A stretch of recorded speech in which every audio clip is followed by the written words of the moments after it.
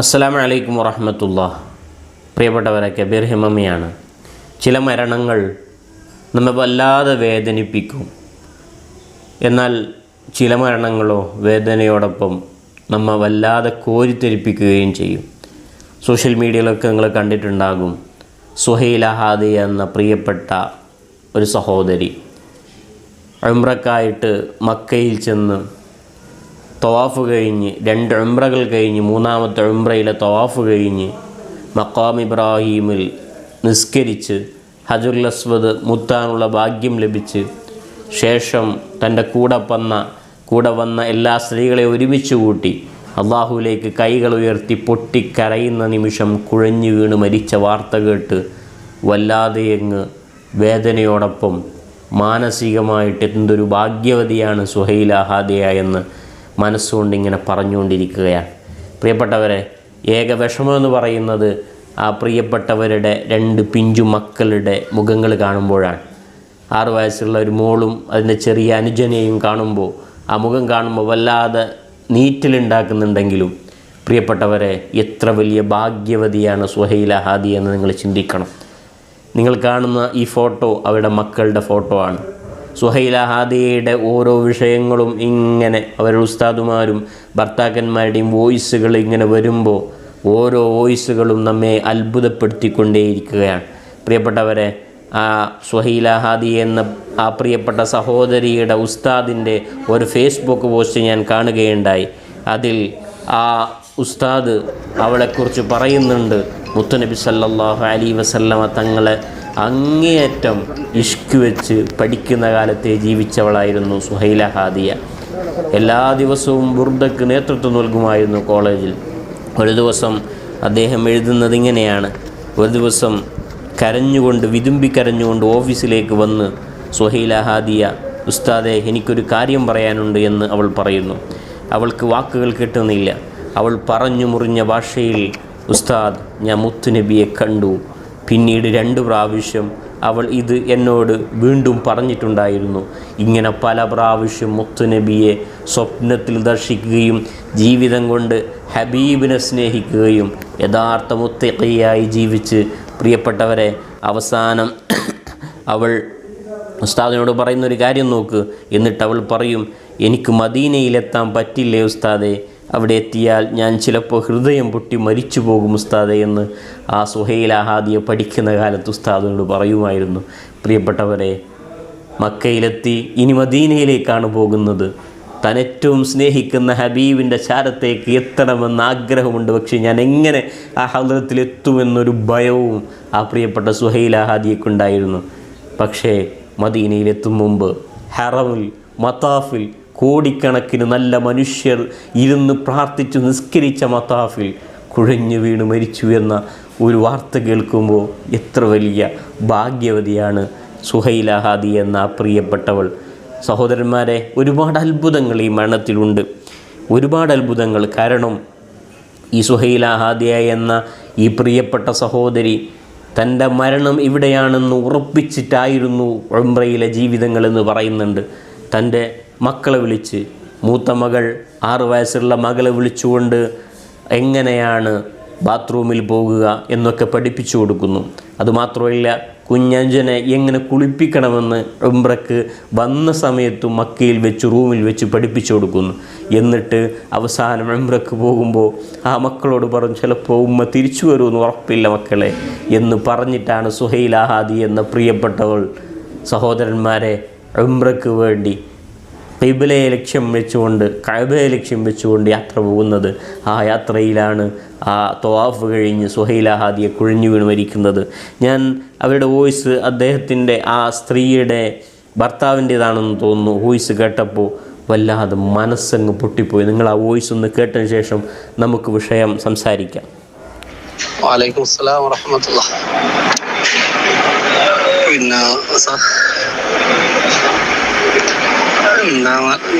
ശേഷം അതെ, ഹറമെന്ന് മരണപ്പെട്ടാല് ഇവിടെ തന്നെ ഇതാക്കലാണ്.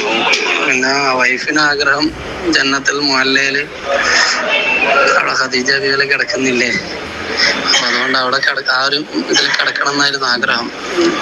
അപ്പൊ ഇവിടെ തന്നെ ആയിരിക്കും ഉണ്ടാവുക, ഹറാമത്ത് തന്നെ.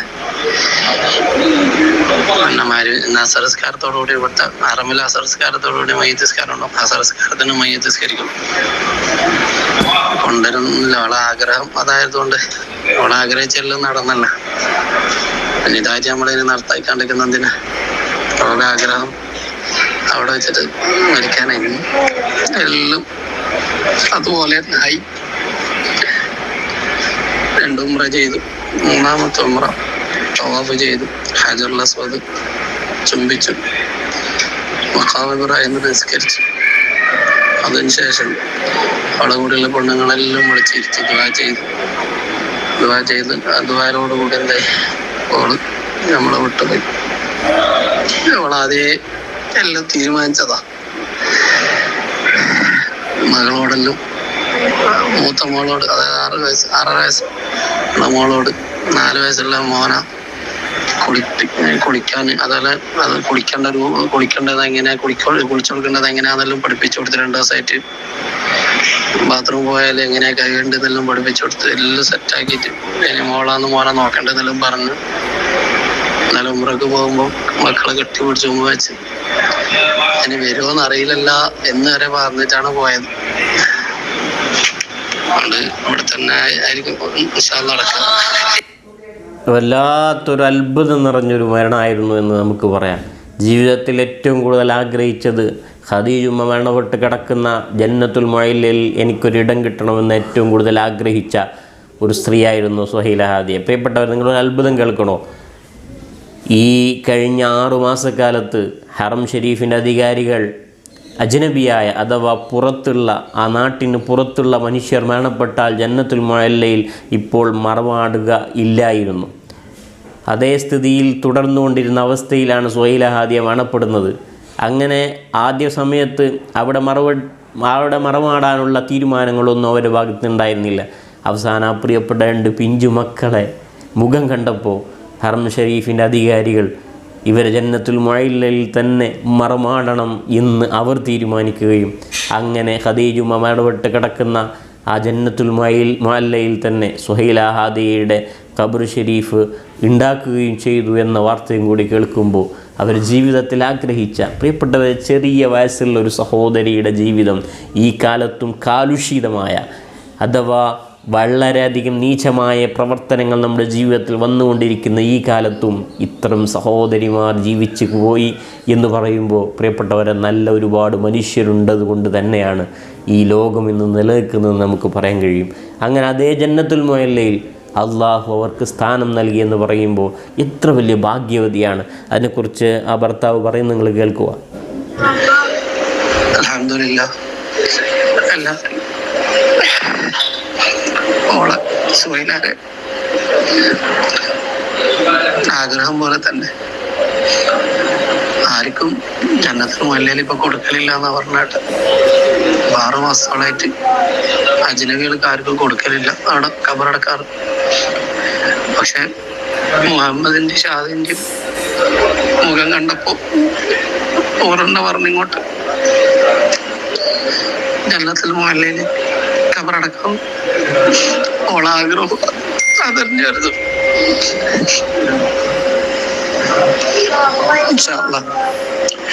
ഓളാഗ്രഹം പോലെ തന്നെ എല്ലാം നടന്നു. എന്തൊരു ജീവിതമാണ് പ്രിയപ്പെട്ടവരെ. കണ്ണൂർ സ്വദേശിനിയാണ്. ഹാഫിദ് ഷറഫുദ്ദീൻ സഖാഫി വെള്ളീക്കലിൻ്റെ ഭാര്യയാണ് സുഹൈല. വയസ്സ് വെറും 26 വയസ്സാണ്. 26 വയസ്സിൽ താൻ ആഗ്രഹിച്ച സുഹൃതം നേടി ഈ ലോകത്തുനിന്നും യാത്ര പറഞ്ഞ പ്രിയപ്പെട്ട സഹോദരിയാണ്. അള്ളാഹുവെ, അവർക്ക് നീ പുറത്തു കൊടുക്കണം റഹ്മാനെ. അവിടെയൊക്കെ ബറക്കത്ത് കൊണ്ട് ഞങ്ങളെയൊക്കെ നീ നന്നാക്കി തരണേ അല്ലാഹ്.